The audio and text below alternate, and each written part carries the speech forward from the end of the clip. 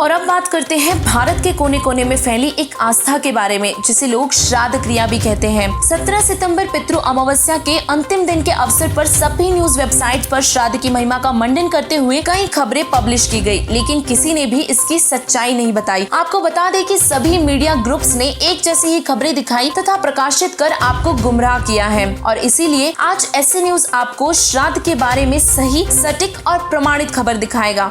ऐसे न्यूज की टीम ने श्राद्ध क्रिया के बारे में गहराई से रिसर्च की कि आखिर श्राद्ध क्या है, यह प्रथा कब, कैसे और कहां से शुरू हुई तथा इसे करने से कोई लाभ भी संभव है या नहीं। और अंत में बारीकी से अध्ययन करने पर हमारे सामने सच्चाई आई कि श्राद्ध क्रिया केवल अंधविश्वास और पाखंडवाद का एक हिस्सा है। श्राद्ध क्रिया को वेद और गीता में अवेद्या यानी कि व्यर्थ कहा गया है, और इस क्रिया से किसी भी प्रकार का कोई लाभ भी नहीं मिलता, वह यह क्रिया शास्त्रों के अनुकूल भी नहीं है। यह क्रिया हजारों वर्षों से चली आ रही है और शायद इसी के चलते ये समाज में समाहित भी है। तो अब सवाल उठेगा कि हजारों वर्षों से चली आ रही इस क्रिया को आप गलत क्यों बता रहे हैं। तो ऐसे न्यूज अपना तर्क रखता है कि जो चीज गलत है वो गलत ही होती है, चाहे हजारों वर्षों से या लाखों वर्षों से प्रचलित क्यों ना हो। जैसे कि हम सभी जानते हैं, हमारे देश में सती प्रथा का प्रचलन था, जो कि गलत था और अंत में उसे बंद किया गया। और इसी तरह यह श्राद्ध पूजा भी गलत है और इसका प्रचलन भी बंद होना चाहिए। ऐसे न्यूज की स्पेशल रिपोर्ट में ये पाया गया है कि श्राद्ध नकली धर्म गुरुओं की रोजी रोटी का एकमात्र साधन बन गया है। नकली धर्म गुरु बताते हैं कि मृत्यु उपरांत देह संस्कार, चौथा, 10वीं, फूल चूगना, गंगा में अस्थि विसर्जन करना, 13वीं, 16वीं और पिंड भरवाना, इन सभी क्रियाओं को करने से जीव का मोक्ष हो जाता है।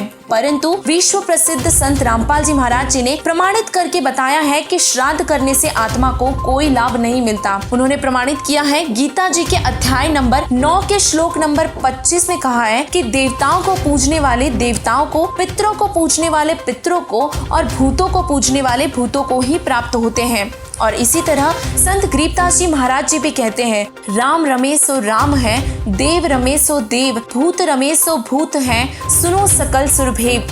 अर्थात जो इस पूजा को करते हैं उनको भी बहुत नुकसान होता है। इसीलिए श्राद्ध क्रिया या यूँ कहें कि पितृ पूजा, इससे न तो मरने वालों को और न ही इसके करने वालों को कोई फायदा होता है। तो अब सवाल उठता है, फिर आखिर ये प्रथा इतनी प्रचलित क्यों?